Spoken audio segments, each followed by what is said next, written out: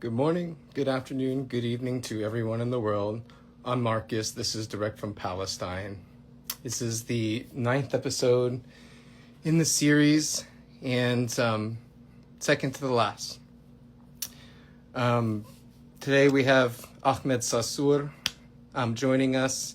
He was on episode 5 back in the summer, and looking forward to having him back because during that episode, that's when I had people with me on this project, and it was more of that person's episode, although they need me on there because the show was created by me.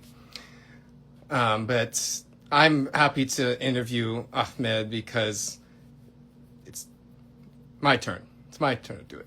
Even though it was a great episode, look forward to having him back on. And I'm shadow banned right now, so no one's seeing this. So let me get this out to as many as I can, including Ahmed.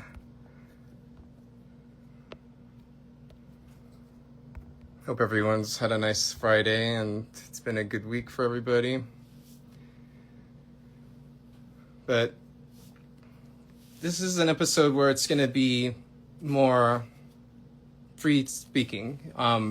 Normally when I do direct from Palestine, it's structured with at least 9 foundational questions. So that way we have a guideline to get us through the interviews. But I feel like free speaking with Ahmed is going to be very nice, and we're going to be able to get a lot in. Hopefully then we'll get him to join, because it looks like no one has joined this yet, and that's okay. Again, I believe I'm being shadow banned at the moment. My views are down, and we're seeing a lot of pages being taken down that are for the pro-Palestine movement. So not a surprise, we're having a rough start, but we'll get there.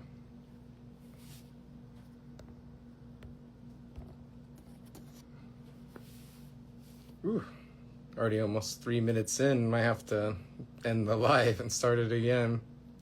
I enjoy doing Instagram lives for the series because it's more authentic to do this live. It's not scripted. This is all from the heart. But building up to the live can be challenging at times as well. As you can see, 3 minutes into the live and the guest hasn't been able to join yet. But we'll see if we'll get more to join.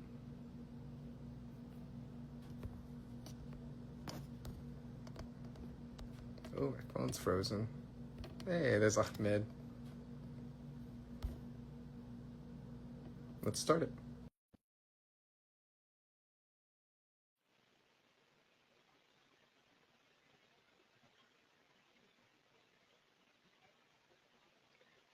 See Ahmed.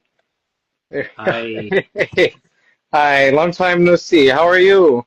I'm okay. Thank you. Sorry, the No. electricity just it went off and it came back. I'm so sorry for being late. How are Oh, you? oh no, I'm well. How are you? I mean, like we've been connecting every once in a while. I know you were sick for a long time too. I'm glad to see you're well. Happy to have Yeah. you back on Direct from Palestine as well, because your episode was more guided by someone who used to be on the project and is no longer with us. So I'm glad to speak with you directly. Well, it's actually my pleasure and my honor. Thank you for inviting me again, and of course for connecting and supporting my people. Yeah, always. I mean, it's the right thing to do is to advocate for Palestine and to be on the right side of history. What you're suffering right now, Ahmed, is nothing more than a war crime and a crime against humanity. So I will always stand with you and always make sure that you're supported. So, while you're here today, so let me start from the beginning. Welcome everybody. I'm Marcus. This is direct from Palestine, episode 9. This is Ahmed Sarsour. He is a Palestinian and Sudanese poet and also a humanitarian, of course. And he's here today. So we're going to do this more as a open discussion. Normally, I usually have foundational questions before. I've been super busy, And it's not a good excuse. And I just want to make sure we hear Ahmed's voice, as ultimately direct from Palestine is to amplify the voices of people in Palestine. And we need to hear from a Gazan like Ahmed today. Thank you, and yeah, to be honest, these days they say that the situation is a little bit better, you know, but we were hoping that by this time we will be evacuated from Gaza. But you know, even the rumors about the opening of Rafah border, Yeah, they are just not all complete true. They said that they will open for everyone, but it's not. And when they said that it will be only for medical evacuations, not the same numbers that they said that will be going outside, or like the people who are coming inside Gaza. So they are just still playing and taunting us. They have been targeting a lot even after the ceasefire. I believe more than 400 people have been killed in the attacks that after the ceasefire. And you know, Netanyahu is still not subjugated to whatever that he's done, and even the trial that he was supposed to go in the Israeli state, it is still being delayed. And even you know, President Trump is still advocating for him and defending him. And even yeah, he called out, I believe, the minister, or like I think uh, the head of the Israelis, because like he President, yeah. refused to like give him, yeah, a pardon. So yeah, it just, I don't know. I can't believe that we're still here, still doing the same things. You know, I'm still advocating for a lot of families. Even now, I did complete like a goal, and now I already help, Alhamdulillah, 7 families. Mm, But this new families that I added to Project Sarsour, their story is so sad. She's a widow, and her husband got murdered during the war. Her son, he got injured in the dead zone while he was trying to secure aid for them of the dead zone that the IDF were shooting at the Gazans who were going there to fetch any kind of aid that was thrown on the ground from the trucks. Just awful. And you know, Ramadan is approaching, and nowadays also there have been, I don't know yet, the news haven't been confirmed, but there's a lot of fires that's being set up in the storages of some aid organizations like the Qatar Aid Foundation, I believe. mm. More than I think 3 times this last week. So I don't know. It is still a war inside a war. Yeah, I mean, like, to digest everything you just said, like after the ceasefire, people are still being killed. So obviously the ceasefire is a lie. And on top of that, you have people who are still suffering because there's no aid that's being let in. No one's allowed to escape still. And they have rumored that the Rafah crossing will open, as you said, for medical aid crossing or like just medical evacuation.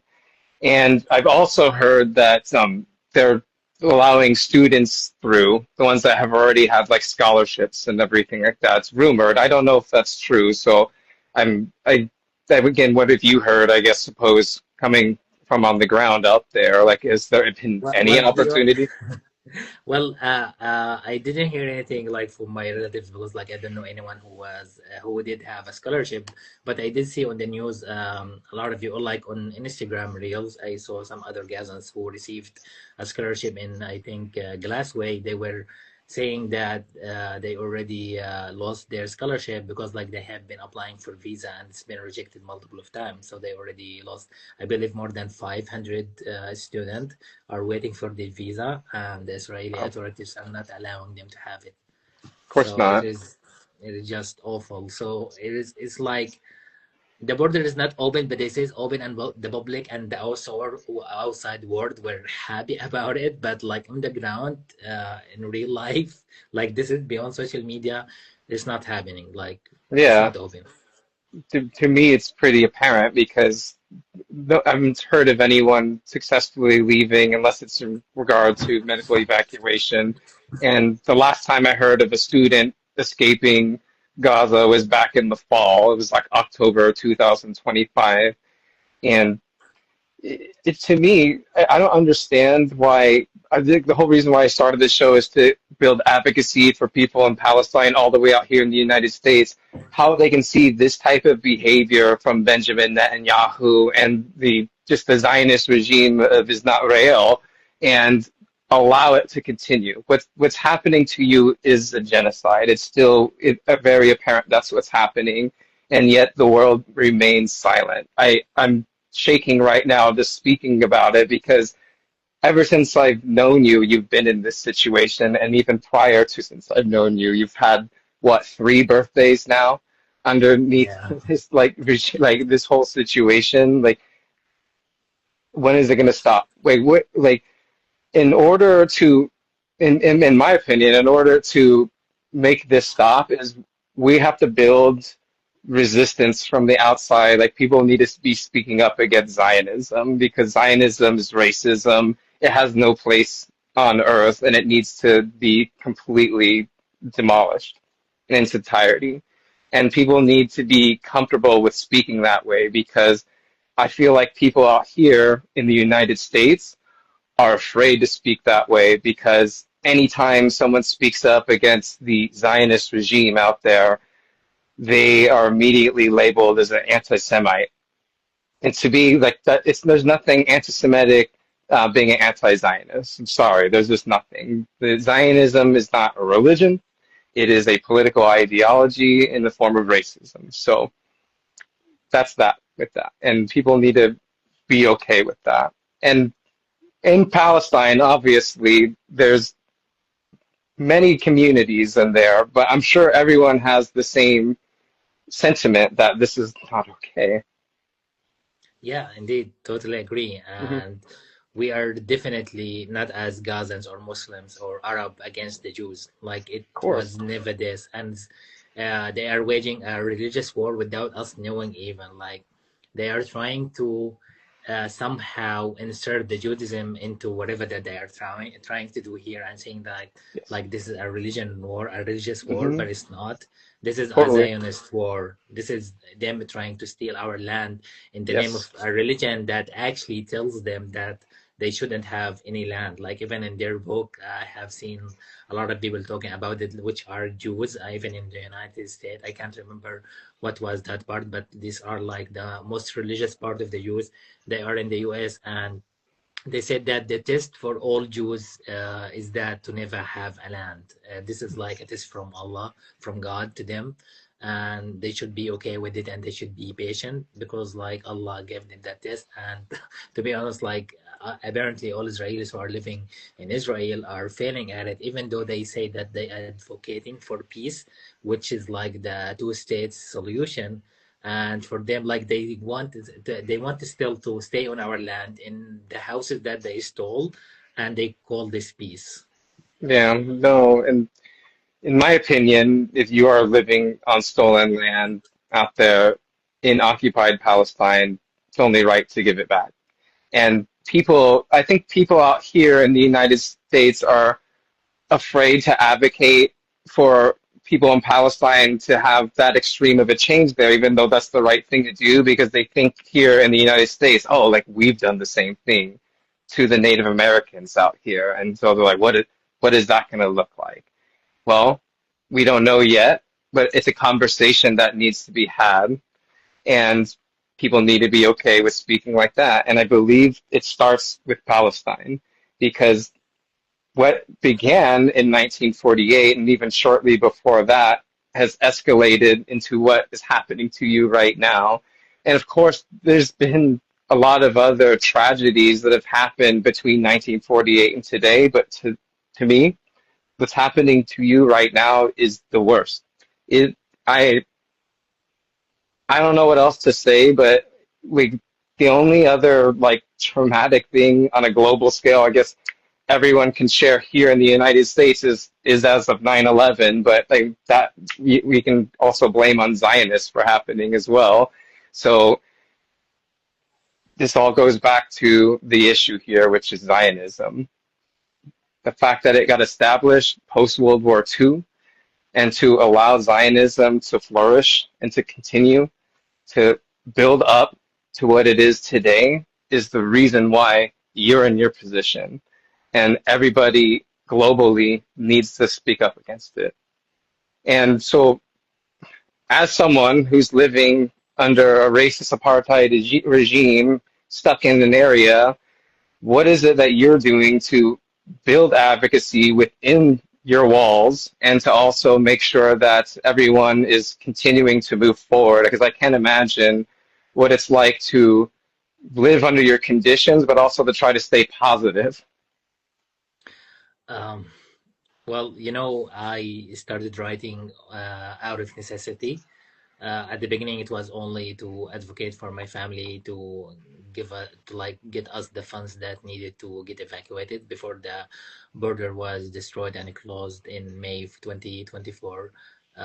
Back then, I started using social media. I was trying to advocate for my family, and purely most of what I have written back then, like the two poems that I have, "Don't Leave Us Behind" and "Day 196." It was reflecting on my thoughts and my feelings and my journey of how we escaped Sudan's war and got here trapped in another war zone, and how we are trying to evacuate here and escape this war, because like honestly we have been overwhelmed, drained, and we lost everything in Sudan. And to have in this situation once again in less than 6 months, it was beyond imagination. So it was the only way to get evacuated, because like we didn't have that money on us. But after that, I have been seeing the atrocities firsthand here. I have been witnessing what is happening to my people and all of the reflections, the whatever that they are doing to us, because like I was here, like I was Yeah. physically here, not just here, but physically. Like a lot of houses got bombed near us, and my Mhm. sisters' houses got destroyed, and they almost got killed, same as me. So I couldn't just stay silent. I have been talking about Palestine even from before the 7th of October. I've been Yeah. writing about it in Sudan in Arabic most of the time, because like I am self-taught in English, and my English language was still developing. But after that, when I started seeing what is happening and how the world was silent back then, and not a lot of people know our stories and what is happening to us, I thought to myself, maybe I can help, maybe I can aid to advocate for my people and my family at the same time. Maybe I can help the world see us differently. We are still humans like anyone else. Yeah. We mourn our fallen ones, our martyrs, and we cry for the loss of our precious belongings, how we cried for the loss of our homes and our precious things. But like it was surprising that people, when they saw this kind of stuff, it was like a little bit surprising for them, because like they thought there have been no kind of life here in Gaza. It was like merely a surprise to them. And after seeing that and hearing my poems, because I believe I try to educate myself as well, because like I have been away most of my life. So to be honest, I'm not gonna say that I am really educated in the on the matter. Like I Yeah. didn't study all of my history, but I am trying now. I am trying to get my art more educational. So I am studying some of the things that's happening in the past and some of the things that's happening now. I'm trying to follow the news, trying to mention my people's names and the stories it's happening to them, and what I am hearing on the streets and on the news. So I just hope that the world will finally see us for who we are, and will understand that we didn't start this war. This land is ours, and they are Yeah. trying to steal it from us and claim it as their own. Absolutely. And like I agree with that last sentiment where you didn't start this war. And granted, like every Zionist is going to be like, oh, well, what about October 7th? Like, no, please, this began before that. And even the actions of what happened on that day do not merit a fucking genocide on an entire people. And out here in the USA, people are quick to immediately blame Hamas for everything that's happening to you. And you can easily say back to them, it's like, well, what about the people in the West Bank where there's no Hamas? And they have nothing educational to say back to that because they're not aware of the matter. Granted, they're two separate plots of the same country. It's the same struggle, but you can't blame what's happening in the West Bank on Hamas. Like that's due to pure racism, what's happening out there. And just like what's happening to you is pure racism. And I mean, to say kind of pivot back to what you were saying in the last moment there too, where you're saying like you want to get the world to see that you're also human beings as well. This is exactly why I created this series. That what I mean, there's got to be something that I can do, or even other Westerners can do to bring more awareness. So me amplifying voices in Palestine, like your own right here, is the best I can do at this time. I want to do more. So I guess we want to. Is there anything that you could at least recommend, I guess, to someone who's new to understanding what's happening in your area and help them, I don't know, push them over the fence and get them going?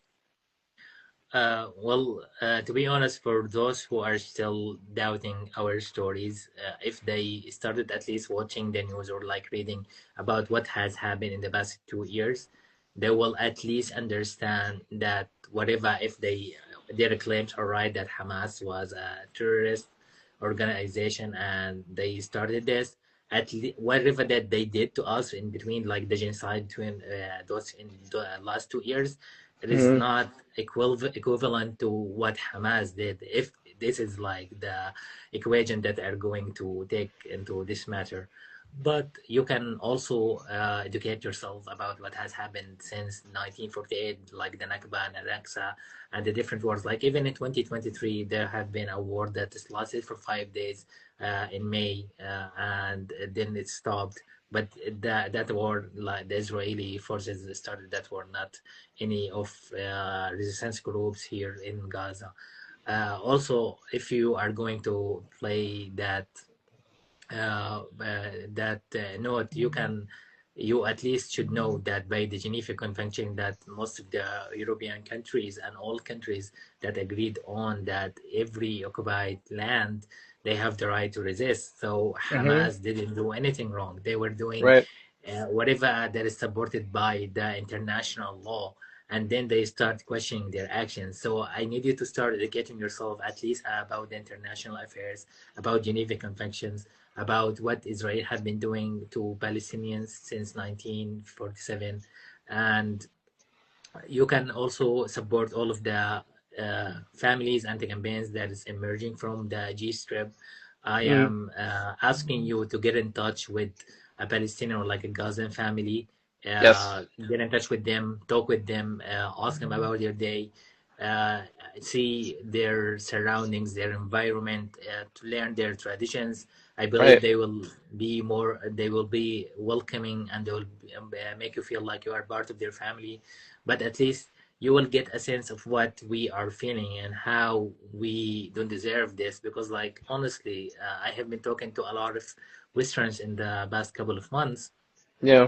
and from what I have seen, like, we're not just similar, we are the same. Like, I have friends who are facing issues with their medical health insurance, who are Yeah. jobless, who are trying to fight poverty because like they don't have any job opportunities.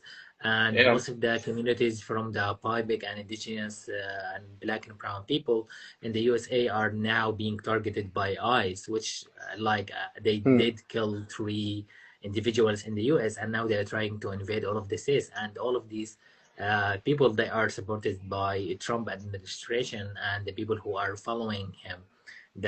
I think that they call themselves MAGA or something. Yeah. But can you see how it is similar to us? Like, I have seen them snatching Yes. people from their house in their underwear, Hmm. similar to what was happening to us here in Gaza and in the West Bank. I have seen Yes. them arresting children who are like 2 years old and even maybe 1 years old. I saw someone who has been deported and he was like an infant. It is Yeah. just ridiculous how they are making these rules, and they don't have a shred of humanity in their hearts to at least Zero. just to, I don't know, listen or feel something for the children, for the kids, for the parents who are weeping in front of them. And the fact that they did all of these executions in public and in front of all of these people, and no one did something or like spoke out it's just horrific, because like the war that was happening here in Gaza, it is now somehow in the US. And if the US people and all of the Westerns didn't speak up now and didn't do something to stop the Trump administration and ICE and everyone that is racist like this and trying to wage a war against Islam, against the indigenous clans, against public Hmm. people, this war will be happening in the all of the world, and the third war will start, and we will be Yes, killing each other. I, I hate to say you're spot on with that because the reason why everything that's happening here in the USA is because we normalized it by allowing it to happen to people like you and your community. And so as it amplifies even more in your area, we're seeing what you were struggling with, I mean, from the early days, and seeing people in my community get snatched up. Most of them I've seen are adults. I have seen children as well. Like Liam is the more popular one here in the United States, and he is finally back home. But the Trump administration is trying to get him and his family deported again because racism, of course. And it's crazy that we're having this conversation. I to go back to what you said at the beginning of that, what you were saying is, I agree that a great thing that someone can do is learn more about international law because that's something I'll admit I need to learn more about that so I can understand more about what's going on out there. I also agree too that people need to take it upon themselves, and I've been advocating for people to do this since the summer when I began, is connecting with people in Palestine, having a human connection, understanding their struggle, understanding that they have the ability to make beautiful things happen just like everybody else here because you're a human being. And me as a Westerner, like, because before I began speaking with people in Palestine, all I would see was all the atrocities happening to you. And it began by me reaching out to Alice Casilla in the West Bank and interviewing her. And then before I interviewed her, I had the pleasure of meeting Malak Zakut, which I believe you've had the opportunity to see her on my page a few times, who has become a dear sister to me now. So it's really not a challenging thing to do to connect with someone because we're all humans and we have the ability to connect. It's all about reaching out. And there's nothing wrong with doing that. And I think it's something that more people need to do in order to build solidarity.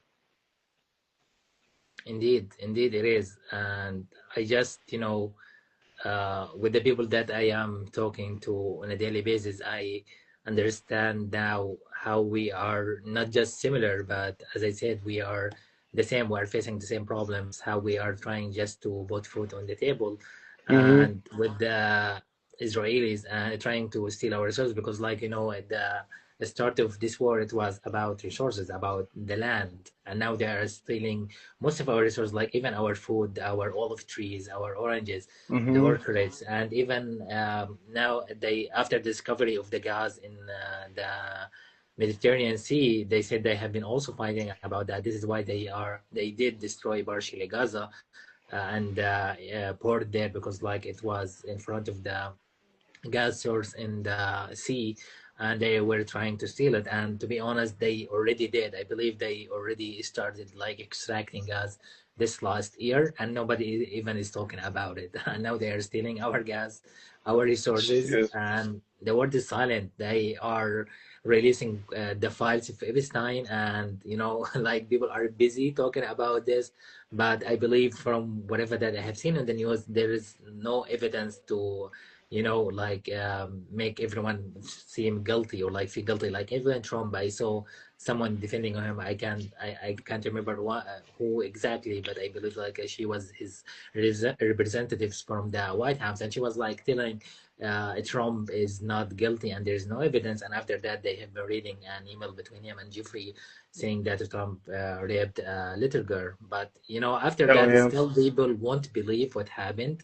And since there's not enough evidence to like make anyone guilty or like at least put charges on him, why we are focused on this? We at least we should be focusing on the real issues that's happening in the world, and how they are trying still to kill us and steal our resources. And they are not letting aid in. They are only flooding the markets with food that is have high value of sugar and carbohydrates, so Yeah, that they junk. can wash, yeah, they can wash all of the sins of the famine from the people. But we are still having the causes of the malnutrition, and people are dying from that.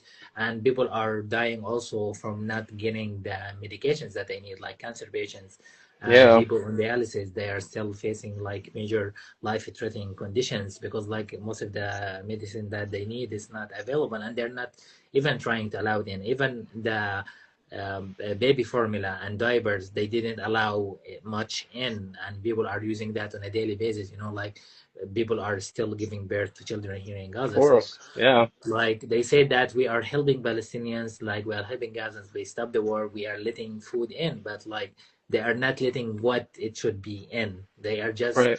flooding the markets of whatever the social media is taking pictures and footages of and put it on the social media for everyone to see. And here we are good people. Yeah. And forgive me for my ignorance, but it's like, what is the aid situation like right now? Because I remember a while back there was the airdrops and then those stopped. Obviously, those are not helpful at all, and people get killed usually when that happens. But with the ceasefire now, like how much aid is really being let in? Because from what you're telling me and what I've seen too is, yeah, it's just junk food. Like they're getting sodas, chips, like things like that. So it's just like, oh look, the genocide's over. They're able to have a Pepsi and a Mars bar. It's like fuck that. Like there's nothing nutritional coming in, and there's not enough to go around. There's over 2 million people in Gaza, and like what is that? What is happening? What is happening? Well, as I mentioned, like it's really chaotic. Like even today, we there have been a fire that have been set in the Qatar Foundation organization that it distributes aid in, I believe, in Gaza City, and another was happening last week as well. And I told you like they are not allowing aid as it should be. They already agreed, I believe, on like letting 500 trucks, and that also was like not the No, number no. that it was before the war. But also these 500, they are not letting them in, and they are just giving the traders and merchandisers to let whatever that they need in, which is nowadays is as you said, chocolate and Pepsi and soda and everything that is Mm-hmm. carbohydrate with a lot of sugar in it. So as I said, Mm-hmm. they will wash away all of the scenes of famine, so people can consume this and they will get fat rapidly. And this will also in the long term, or like even the short term, they will be causing more trouble, and they will be needing medication that is not available. They are not letting medication in, they're not letting baby formula in, nothing from anything that we are asking for. Even the solar panels, like for us to get electricity into our house, they are not letting this in, or batteries. We have been also asking for mobiles and laptops, like any electricians devices, and they are not letting that in as well. This is why it is still in the market. They are so high and pricey, and nowadays, after people learned about social media, they are trying to connect with the outside world so they can share their stories. But not everyone Yeah, is able to get to the Western audience because like they don't have mobile phones, and they are so expensive. yeah. Um, Even the water, they're still expensive. It is not like the drinkable water. It is not available for Oh, everyone yet, and it's still expensive because like we need fuel to run all of the generators so we can like filter the water. And I told you like they are not letting the solar in because like even now you can see that I have light in my house, but this is mm-hmm. because we have been lucky to get a subscription in my area, because like we know a guy that knows the guy who's Yeah. responsible for that. And it charges almost like $7 Mm-hmm. per 1 kg of electricity, which is what we use to only pay for only half a dollar for this. So imagine from half a dollar to $7 in this, Yeah. and we are not doing anything on the electricity, like only just lighting and maybe like doing laundry because like it is winter and we are Yeah. suffering from the cold weather, because also we don't have any heat system. So this is Yeah. also a reason why they are not letting any.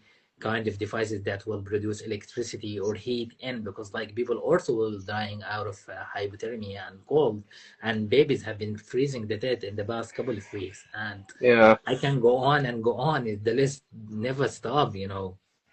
Yeah, it's just it's continuing, and it's I mean, you're fortunate enough to be living in the home that you know been in since the beginning of this genocide, and I know people in Palestine that are in tents in like Khan Yunis that are freezing to death too. Like, and there's people who have they've lost their tents due to the weather and everything like that. So it it's just crazy that we could see this from out here and people don't believe that what that's actually happening to you.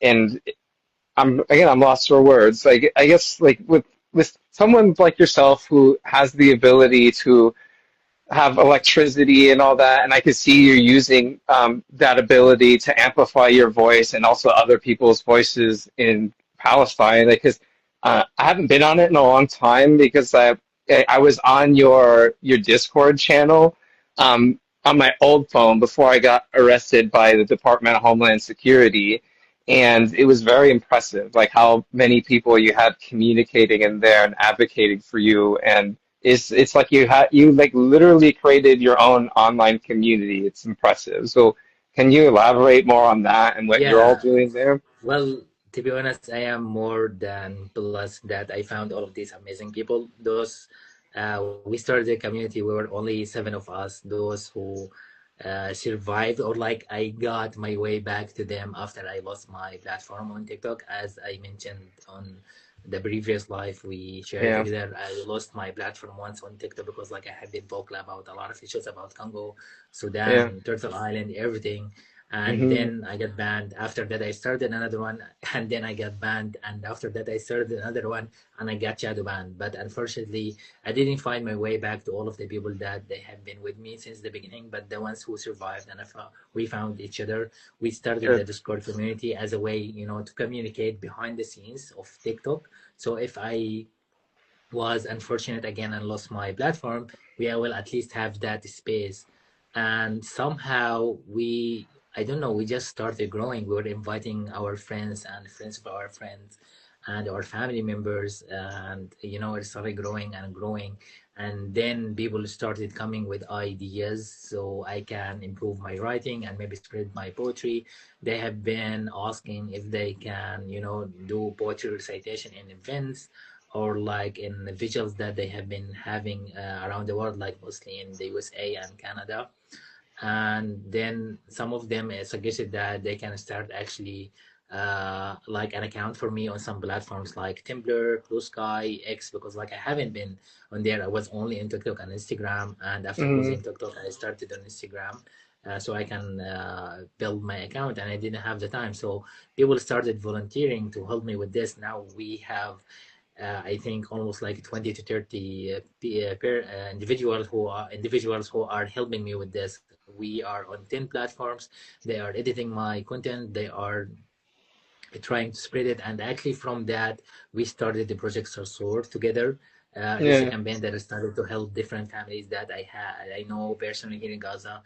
Some that fled the war of Sudan and came back here with us to Sudan, to Gaza, and they lost everything in Sudan as well. yeah, At that time, it was an urgent need. I have a family that was in Gaza City, and they were about to get evacuated and get displaced, and they didn't have the money. So I started the project Sarsour so I can help them evacuate, and Alhamdulillah, we were able to evacuate them. Four families amazing. evacuated, and then another and another. And as I told you, we just reached the goal of the seventh family like a few days ago. And now I made another goal for a lady that is a widow that is helping her daughter and her injured son. And also, my community helped me make a booklet that contains five of my poems. These booklets, they have been sold in New Zealand, in the US, and in the Netherlands, and half of the revenues were going to Project Sarsour, and the other half to cover the fees, and if anything left will go to my family. But to be honest, up until this moment, I didn't take anything. Like all of the funds after we cover the printing the printing cost. It will go to Project Sarsour. And I am working on my film account, on my film. I have a film Yeah, account, and now I work on my film as well. I have two ideas of a feature length and short film, and people are helping me submitting to grants and maybe editing with me. So yeah, it's just I am so blessed, Alhamdulillah, and we're trying to grow more and more. Even I will be having a website soon, and hopefully this project it will be growing and growing maybe into a grassroots organization, so we can help different families that I don't even know, like this family that I helping right now through projects. So I don't know them, but my sister advocate for them, and yeah, they are in a really their situation and bad situation. And to be honest, they are all my people. So I hope yeah, I'll be able to help more families in the future. yeah. That's amazing. Like that you're taking the time to still help people, even though people should be helping you. And it goes to show the character that you have. You're an amazing person to use your time to do that, Ahmed. Thank So thank you. you, and thank you for Well, being my friend well, and letting me watch you rise to this greatness. of course, but I'm not doing this alone. I have my community and my friends, so the credit also goes to them. So thank you everyone who is watching us, especially from Yeah, my community. Thank you for yeah, supporting totally. me and all of those families. And you know, with your project and everything, are there other like similar like people in your community that are trying to like they're like trying to advocate as much for the community as well? Maybe you're like teaming up with them. Like I don't know. Like I've seen like other people in Palestine that will like work with organizations outside. They'll like donate money and they'll like I don't know. They'll do like a charity event for kids and stuff like that. So I'm just curious if you have anything down the pipeline that might turn into something like that. Yeah, well, honestly, no, and I hope people won't hate me for this, or because I am kind of will call a little bit out some of them, because Sure, honestly I yeah. believe nowadays most of the things that has been happening here on the ground, like with the soup kitchens and the kind of books aids, the boxes of aid that they are delivering to some families. Most of the families that they got tired of this, like we are getting the same food that we were getting during the famine, although there is a lot of other options in the market and like within reach, like they are expensive, but they're not as expensive as they were before. So most of the soup kitchens, they are still like doing lentil and rice and macaroni, which is people got tired of this. And the eight Hmm. boxes, like it will be the same with like maybe a can of tomato sauce and maybe like chick beans or like fava beans or whatever. To me, Project Sarsour doesn't like get aid or like do so kitchens or meals or any kind Hmm. of that. I will just get the money to the Yeah, families, and they can do whatever that they want to do with good. it. Because like honestly, not all families they have the same need, and not all Right. families eat the same thing, or like they have the same, I don't know, anything. Like we're not the same. We are not the same, but still we are the same. Like when it comes to food, to our food Yeah. intake and what we prefer, we are different, you know. Yeah. I agree. So some families they wanted like medical aid help, and some families they wanted to find shelter, and some families they wanted food, and some I don't know. So for me, I just get the money and I will get it to the families. Like nothing goes through me, to be honest. Like I don't want to get any kind of suspicions around me, because like most of the Yeah. people who had been doing such initiative, they a lot of people have been talking about them. Maybe they get the money to themselves, but with my people, I just send the bank account of the family to my people out there, and they just wire the money directly to them. It's amazing work still. I mean, as you said, everyone has different needs. Some people will need food. Some people will need medical aid. A lot of people still need shelter. Um, for goodness, I forgot what I was going to say. I was going to ask you something about financial system. Yes. So when you do give these funds to people, like how are people exchanging funds in Palestine? Because from what I remember, at least back in the summer, a lot of people will, at least most of the time, it seems like people will raise money via like GoFundMe or Chuff to like an organization like that. And then that gets converted into a cryptocurrency and then put into a crypto bank and then put into a Palestinian banking system. Like, is it still a huge issue out there in Gaza right now finding physical cash? Are there huge fees when you do withdraw your funds still? What is that situation like right now? Uh, well, it is it is not the same, but kinda the percentage like it is really down these days. To Hmm. be honest, me myself, as I told you, like I never deal with the money, so it goes Mm. to the families themselves. And nowadays, a lot of the organize or not the organize like the supermarkets and the traders, they are using the bank transfers like Oh, good. directly, so they don't charge any extra fees. So you Amazing. go and you just wire the money via the online application, which is like you don't have to even have cash on you to do that. And to be honest, like this is the only method that we have been doing for months now. Like my Good. sisters are like having these apps, and they just go to the supermarket and they will buy wherever, and then I will call my sister and she will Mm. like wire the money through the application, the bank application, the bank That's application. So that's it. that's so relieving to hear because back in the summer, that's all I would hear about was people trying, like people in the markets didn't want to do anything like that. It was just like we have to have something physical because they were desperate to make sure that it was legitimate that they were getting that. So you said that everyone's been doing this for a few months now. There, it's creating a Yeah. more coherent financial system. Yeah, this is what we have been doing for months. Only the water we Good. have been paying in cash, but I think now after we got to get acquainted with them, the last time they offered to do it like through the bank account, so we did that as well. Good. Oh, good to know. I need to revisit the financial system in Gaza again. Is I'm currently running a campaign for my friend Malak, and I need to understand the exchange process there. So I might connect with you on that after this and learn more because I need to educate myself.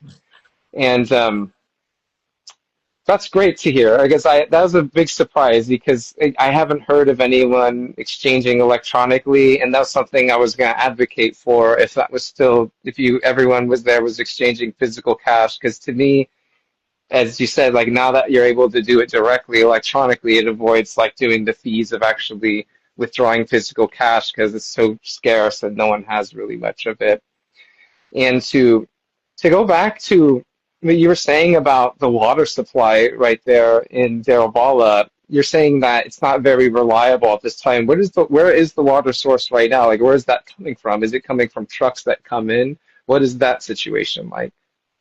Yeah, we still have the trucks, but they get it from like filtration. What is it called? Land or something Yeah, near the sea, salination, right? yeah, near the sea, and I believe like it is the only one. Like I don't know a lot in this area because Yeah. I have been away for 21 years. But yeah, I believe like it is the same one that has been working for years. But unfortunately, as I told her, like it relies on the fuel that comes in. So this is why it is still so expensive because not a lot of fuel is coming in. Yeah. And so forgive me for my ignorance on this too, but it's a good question to ask. Like what does how does someone get currency in Palestine when there's no work and everything to go on? Is it just like you're having to find odd ends in order to make money? Like what's that situation like? Uh, well, to be honest, I don't know what to say. Like. Mm. There is still some people who are trying to find jobs like labor jobs that Yeah, they are doing stuff with their hand. So it's like I don't know, maybe what is the word, like planting things on. There have been a lot of land that have been destroyed east yeah. of my city, like Deir al-Balah, and a lot that have been destroyed in Rafah and in the north. But there is still some land that is available to get planted here in Deir al-Balah, and some people are still doing that. So, but they are risking their lives by going there, and the payment Yeah, is not that much. Like it only pays, I think, per day like only $10, and they work for like 8 hours, so it will like almost $1.25 per hour. So it is nothing. And also those people who had been rich, like even from before the war, or like yeah, I don't know, they got rich during the war somehow. They started like opening businesses and supermarkets, and they need also people to handle the labor so they can carry heavy stuff and like do the cashier kind of thing, stuff like this. So yeah, I don't know, but these are yeah. not like a good source of income. Like I thought, like it is No, only like $10 per day, and it is full-time job. yeah.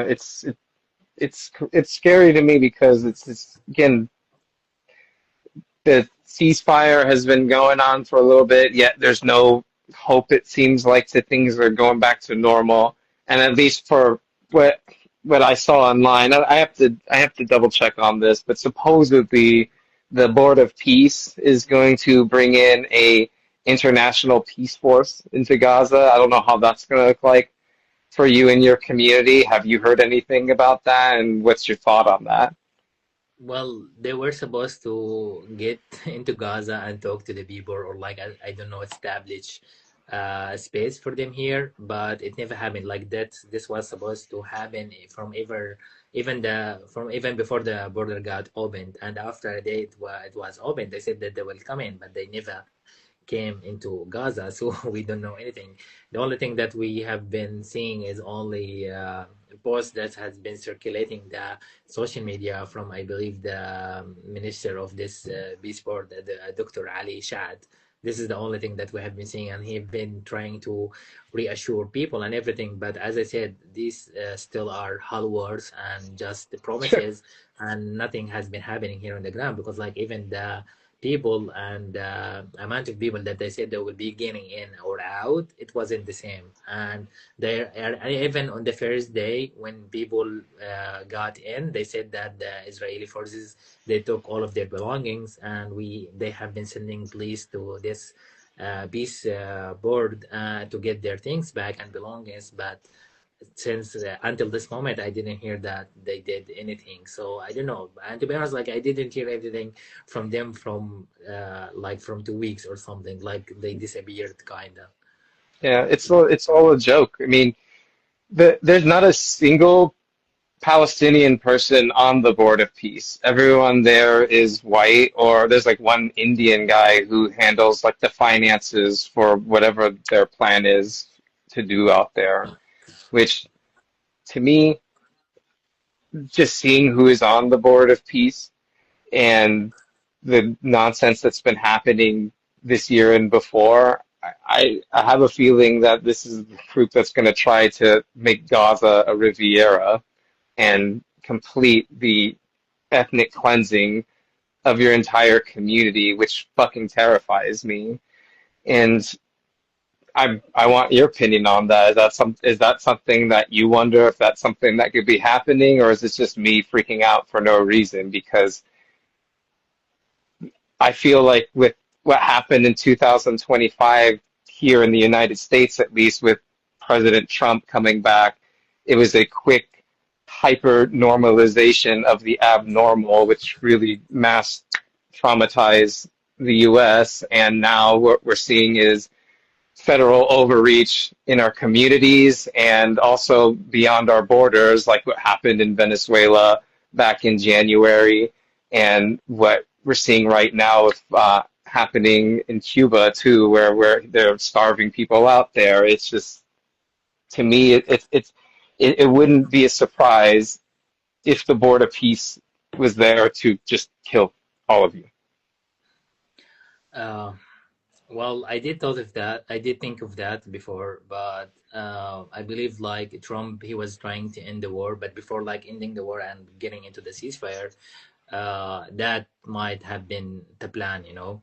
But I think he was pushing Netanyahu in the war, and after they did finish the war, the Epstein files, they got released, and now they are attacking Trump as well. I'm not on anyone's side here, to be honest, Yeah. but I don't think that they are seeing eye to eye still, like Mm, the Netanyahu and Trump. I know that they're supporting each other, like till their grave and everything, but I yeah. believe like their plans have shifted or changed somehow.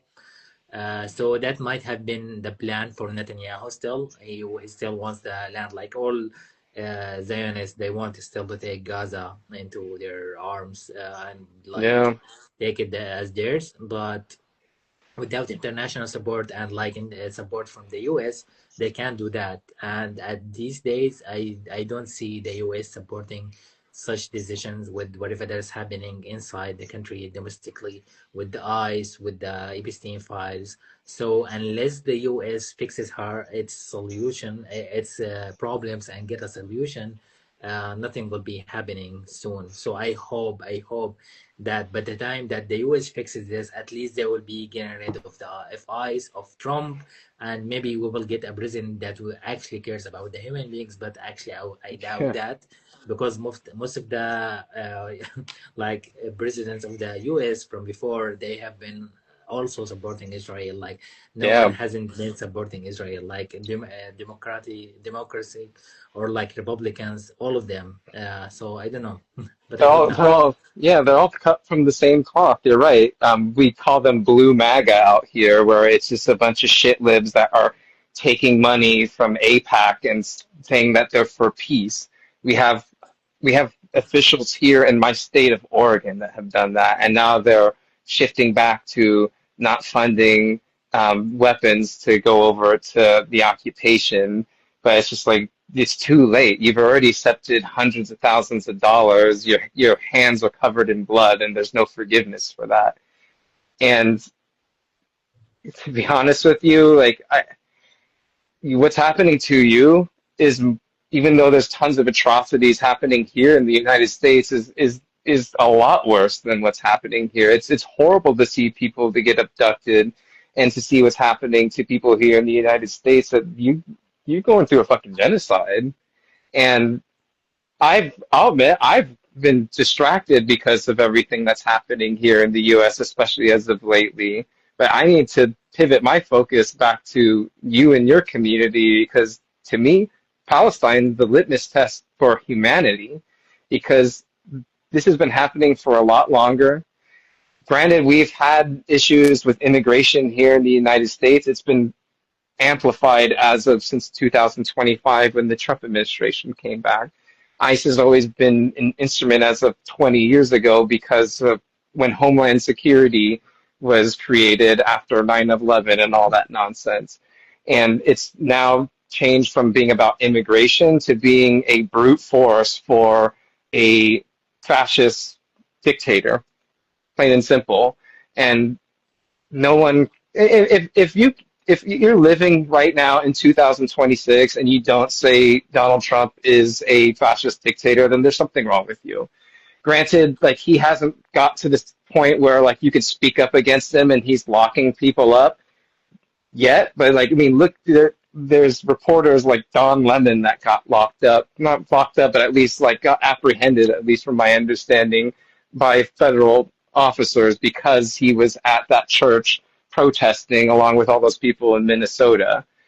And you said earlier in the live, we've had people murdered by federal agents in the street here. So again, like it's horrible, but maybe you're right. Maybe we do need to clean up things that are happening here in order to focus on your community. But I don't know. I don't know what's the right thing to do. And as you can see, like I am struggling with that. I'll be honest with you. Yeah. Well, to be honest, do what I do, Yeah. which I have been doing since I started advocating for all people. I told like I have been talking about Congo, about Sudan, about Palestine, about the West Bank, about what is happening for the indigenous clans in Canada and Australia and the US. Yeah. Whenever I see something that actually seems similar to us, to our situation here, which is always the case, I just talk about it, and I somehow, which is not that difficult, to connect it to whatever that's happening to us, because like the indigenous clans in the US, they have been, or actually they faced a genocide there, and Yeah. their land were taken by now what is called American. I'm so sorry for that, but like Yeah, this is the no, it's truth. true. It's true. Everyone knows that. Mm. And now they are trying to support Israelis to do the same to us. And now everyone that is opposing them in the United States, they are doing the same to them. They are taking them, abducting them, killing them, trying to muffle their voices, shut everything down that is belong to them, and just go by their day like nothing has ever happened. But we can't be silenced about this. We No. can't just stand by and just watch them do whatever that they are doing, because at some point your turn would come. Like they will come at Yeah. your doorstep and they will take whatever they want from you, because like they are so greedy and they need to take everything. They have to get their hand on everything. Hmm. And I believe when they run out of their resources, they will come to other people's resources. Like whatever the Trump is trying to do to Greenland, he's trying to like take it similar to, I believe, that video clip that has been circulating on the internet of Jacob, the settler, who was like trying to steal a Palestinian house, because like he was saying like, if I don't steal it, somebody else will steal it, like in the West Bank. And this is Hmm. what Trump exactly said. He said that if we don't take it, like China or Russia will take it, and we don't want them as their neighbor. So he's saying that I want to steal this before someone else to steal it. Like this is, it just, It's there's no insanity. logic. There's no logic at all. So I just hope people will understand that we are all the same. We are all similar, and all our issues are Yeah. connected, whether we are white or black or brown We're or all human. Asian or Hispanic or Latino or wherever. We come from the same background. We are all struggling to make a living, and all of the imperialist and capitalist people on the top, they are stealing the resources of all of the countries, Yep. and they put it into their pockets. Same what is Hmm. doing Elon Musk. He can fix all of the famine on all of the world with the money that he has, but he's Of refusing to course. do so.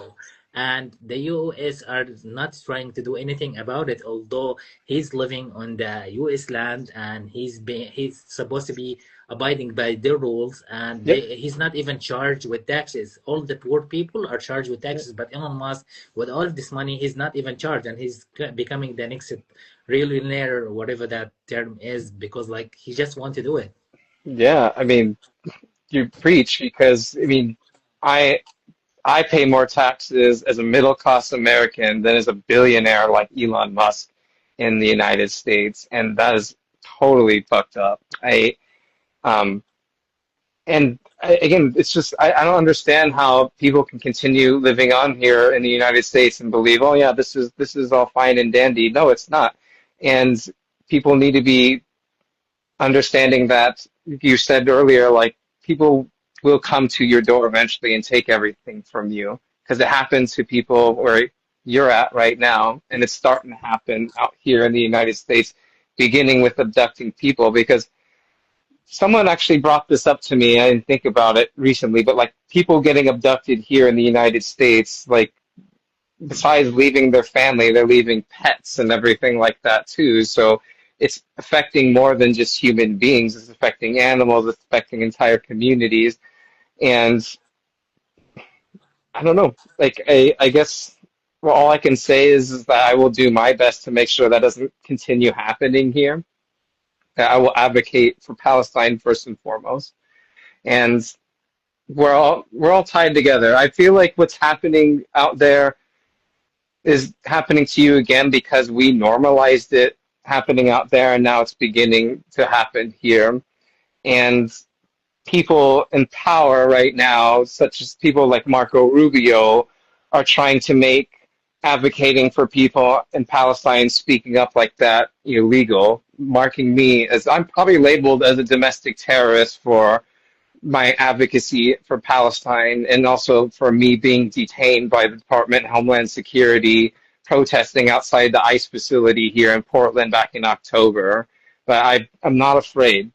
I have nothing to lose at this point because if I don't speak, then what's happening to you is going to happen to me. And I'm not going to allow what Trump and what Netanyahu want to do, which is again they like that AI video they had back in 2025 of turning Gaza into a Riviera. That's not going to happen.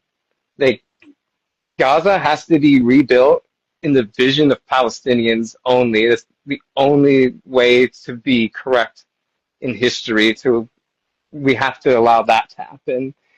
And to me, that starts by dismantling the board of peace. That's a fucking joke. Like the board of peace is an absolute slap in the face to anything, any type of humanitarian relief for your area. And more, I guess, global officials need to speak up about it because it's an atrocity. It's an absolute atrocity. Yeah, I totally agree. And to be honest, like I know I didn't watch the news fully. I even thought at the beginning that we have like a Palestinian representative on the peace board, but I realized that Dr. Ali Shahat is actually like he's on the peace committee Mm, representative for the Gaza Strip, so he's not even mm. on the higher No. level of the peace board. I didn't even know that. I thought that Yeah. he's part of that, but most of the people who they are selected are either like war criminals, Zionists, Yep. and people who are trying, like maybe to start their their business here, like the same that you mentioned earlier. I believe they are It's a real supporting estate the, project. yeah, they support the Trump plan, and I think his son-in-law, because like that was his idea. I think when he was in office before this time, he was trying to push that and like trying to evacuate all of Gazans and get them to Sinai Desert in the Egyptian land. Mm, But I believe like the Egyptian authorities they didn't approve that, and now he was trying also to push that again during the war, but also Egyptian authorities refused. So now I don't know what they are planning or plotting, but I believe like the Board of Peace should be dismantled because like if they didn't, I believe they will be finding ways to either kill us or yep. evacuate us from here. And I believe they will be killing at least the majority of the Gazans before they Yep. evacuate anyone else. Because like this is their strategy. They are trying to scare us away by Yep. killing more people. And whenever they kill more people will get scared and they will try to leave. And this is why they are Yep. controlling the Rafah border. Because when they are open it, they will be like our saviors. They will say like, "Here you go. Here is the border. Just leave," and people will just get scared and leave The because like it will be the first time that they see the border open for everyone, and they will just evacuate. But I hope that this plan don't. I hope it won't work. yeah, I hope it won't work too. Sorry, someone was trying to call me as you were speaking there, so I didn't hear that last bit. But It's okay. that I agree though the we need to have it completely dismantled because it's just it's totally going against what we actually want to see happen out there. It to me it's a real estate project to them that it's not anything to bring relief to you. And as you said, like they're purposely making you suffer in order so once they do open this border, it's just like okay, like there it is, leave. It's just the plan is mass displacement. And we've heard Bibi Netanyahu in the past speak about treating Palestinians as such to encourage them to leave. And even crazy creatures like Daniela Weiss is have spoken that way. And her plan is to bring Zionists into Gaza to settle like they're doing in the West Bank, which we cannot allow to happen because once that happens, I don't know what to even say. There would have to be a war in order to get that to disappear. And I'm not afraid to say it. Fuck Zionism. Like it's racism and it doesn't have a place on earth. And I'm not ashamed to say that. And no one should be ashamed to say that. In fact, everyone in the world should be speaking as such because Zionists are equivalent to Nazis, straight up. There's no hiding that. Yeah, 100%. Yeah. And we've definitely hit the hour mark here. It's been a great conversation. I want to pivot back to some positive things just for a moment because I do want to ask a question because on the last episode we had with you, you said one of your dreams was to become a pilot, and I want to see if that's something that still like might be of your interests, and if not, like what is it that you do imagine yourself doing once this is all done? Because you're a human being, you deserve to thrive, you have dreams. What are those dreams? Um, well, it is still kind of my dream, but who the dream was actually to travel the world. This is Hmm. why I wanted to become a pilot in the first place.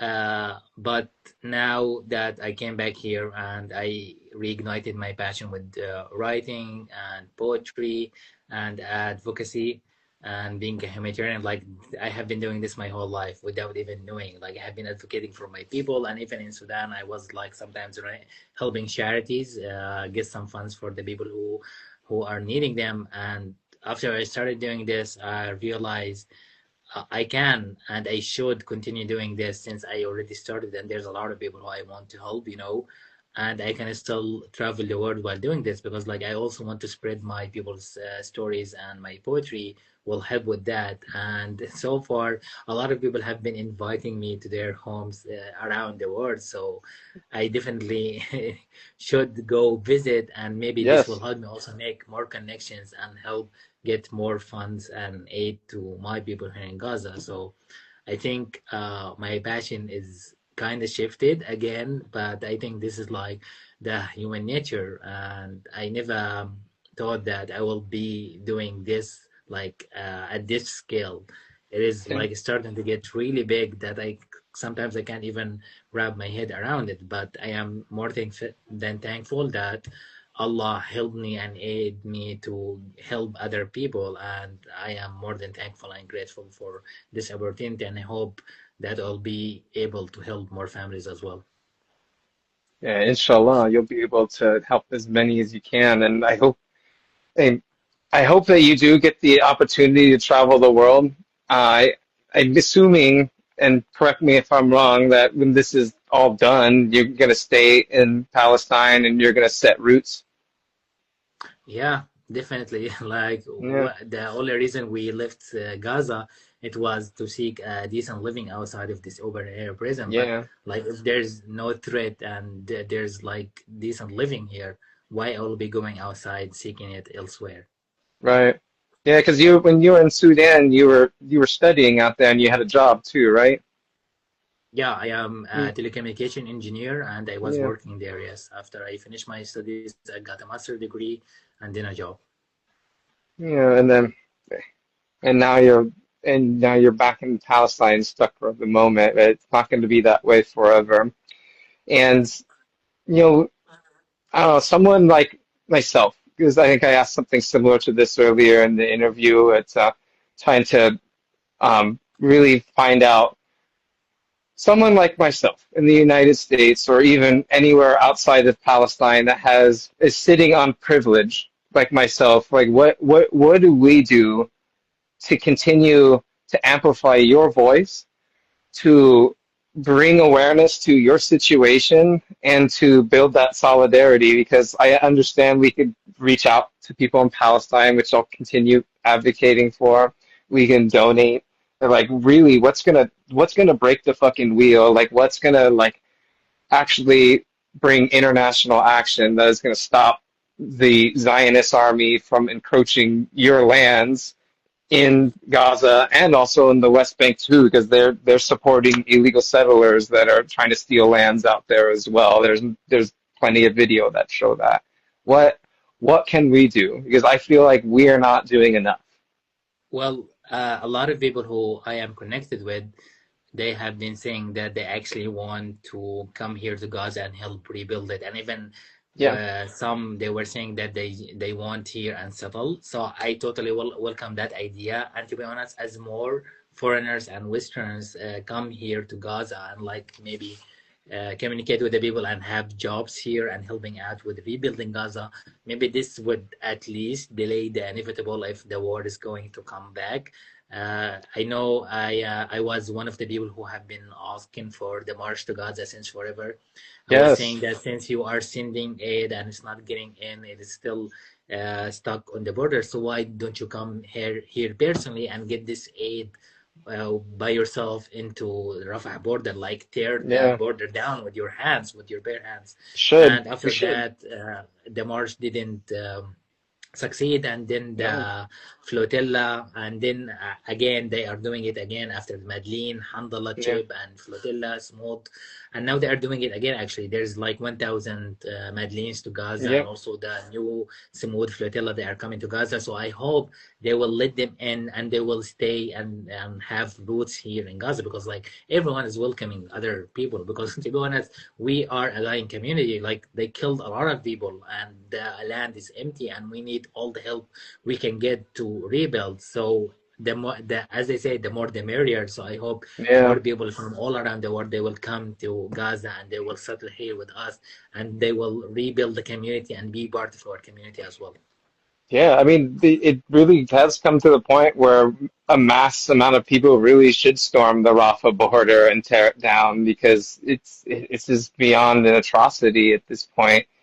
And I know that there was the big march to Gaza back last summer, and it got stopped in Egypt. And I wasn't on the ground there, so obviously I didn't know what happened. But I'm gonna assume that the Egyptian army must have held guns to them, or like, no, back up, you can't come past this spot. So, I mean, crazy. It doesn't get more engineered than this. It's very apparent that the occupation's murdering you, and the world stays silent.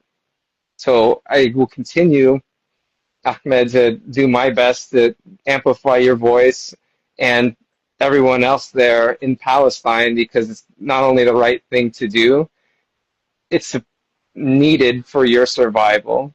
Because if we don't discuss what's happening in community, then the the occupation is going to continue their brutality. I don't want to say with lack of accountability because there's no accountability right now, but at least we're watching and we're pointing it out happening. But action needs to be taken. And as you said before, maybe things in the United States here need to clear up in order to we elect a president that actually gives a shit about what's happening in your community and won't send weapons aid or anything like that. I find that, to be honest with you, I find that very hard to believe that will happen anytime soon just because of how intertwined APAC is with our local officials in every single state. And it's going to take people like myself and other people who don't want to see this happening to you and your community to continue speaking up to get people like that out of office, to change the mindset. Because if we keep brushing that under the rug, nothing is going to happen. It's just like right now, like in the USA, my biggest issue is what we call blue MAGA out here, which is a lot of these people who will vote Democrat no matter what, because they're just like, well, I'm voting Democrat in order to make sure that Trump doesn't win. Well, sorry to burst your bubble. Democrats and Republicans are cut from the same cloth. They do obviously have different opinions on of different things, but when it comes to your situation, they're birds of a feather. They, I mean, they will set funds from APAC, keep their eyes completely shut to what's happening to you out there, ignore that the fact that what's happening to you is a genocide, and continue accepting these funds for their campaign because they're, well, it keeps me in office and I get to help my community. It's like, well, no, you're not helping your community at all. You're lining your pockets up with money and you're not doing anything to better your community. And I have, like, for an example, like, we have a local official out here in my state of Oregon named Maxine Dexter. And a friend of mine, her name's Jessica Salas, is running against her this fall in order to get her out of office. Well, Maxine Dexter is a establishment Democrat that has accepted over $600,000 from APAC. And this same person will go out and do photo ops in front of the ICE facility in Portland, Oregon, to show fake solidarity with the community here in Oregon. Granted, she has used her congressional power to bring some people back from detention facilities. Again, she uses those as opportunities to try to reelect herself. She's not doing it because she cares, because if she actually cared, she wouldn't be sleeping until every single person in her congressional district was back in their homes. So, and it's just, it's going to take a long time, and I'm sorry to say that for the U.S. to get their shit together, but I have a feeling that we'll be able to build global solidarity to advocate for Palestine prior to the U.S. figuring its nonsense out. I hope so, though.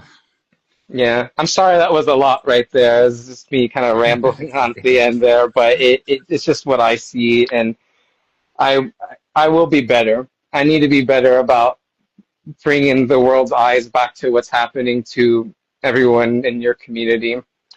And I mean, I haven't done it in a while, but I need to start collaborating with you on posts and and coordinating stuff like that because this is the ninth episode of Direct from Palestine. I announced back at the end of last year I'm going to end it at 10 episodes.